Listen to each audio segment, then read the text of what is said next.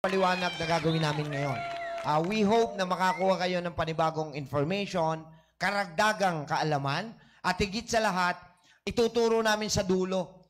Ato bang hypertension na pinag-uusapan natin na napakarami sa buong mundo, tinamaan ng ganitong sakit at pumasok na sa tinatawag na maintenance hanggang habang buhay na ba talaga ang pag-inom ng gamot niyan? Ako po, ang sagot ko, hindi.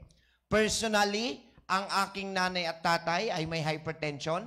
Nasaktan po ang inyong lingkod dahil ang dami kong tinutulungan dati na ang sakit ay cancer. Tapos ang sakit ng nanay at tatay ko, hypertension, hindi ko mapahinto ng maintenance.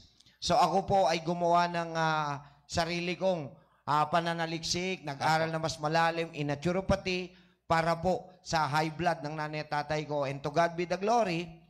Ang nanay ko po ngayon, 86 years old. She was taking maintenance since I was elementary. Pero ito po, 12 taon na po na wala siyang minimaintain miski isang gamot. Okay? So, ibig sabihin, talagang napapagaling yan. So, ngayon ano nga ba ang nakapagpagaling sa nanay at tatay ni Doc Atoy? Marahil lahat kayo ay nagtatanong kung ano nga ba ang gamot na pinainom ni Doc Atoy sa kanyang nanay. Ito at sasagutin po yan ni Doc Atoy. Ang tinutukoy kong gamot na nakapagpagaling sa nanay at tatay ko ay walang iba kundi ang blood pressure. Ito lamang ang gamot na nagpababa ng BP ng aking nanay. Matagal lang nagme-maintenance ang nanay ko until sa natuklasan ko itong gamot na blood pressure.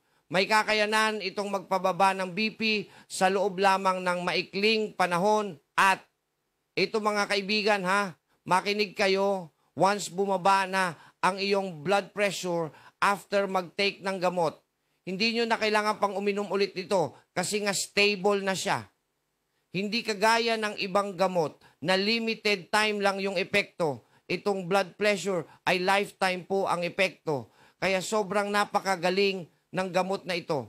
Sa mga gustong mag-order ng blood pressure at para makasiguradong lehitimo ang makukuhang produkto, i-click lamang ang order now button para ma-idirekta ka sa website. Doon makikita mo ang presyo at buong detalye kung paano mag-order. Ilagay lang ang buong pangalan at apelido. Pagkatapos ay ilagay kung ano ang iyong porok, zone o street name. Pagkatapos ay piliin kung anong province ka, scroll nyo lang po para mahanap nyo yung province nyo. Pagkatapos ay yung city, same pa rin po, hanapin nyo lang, at yung barangay. Pagkatapos naman po nito, kung meron man kayong landmark, ay pwede nyo ninyong ilagay dito para madali ho kayong mahanap ng rider pag magdi-deliver na ng order nyo. At sa huli, huwag kalimutan ilagay ang iyong cellphone number. Pag nalagay nyo na lahat, i-click lang yung submit order na button at antayin. Pag nag-success po yung pag-submit nyo ay ito yung makikita nyo. Salamat po.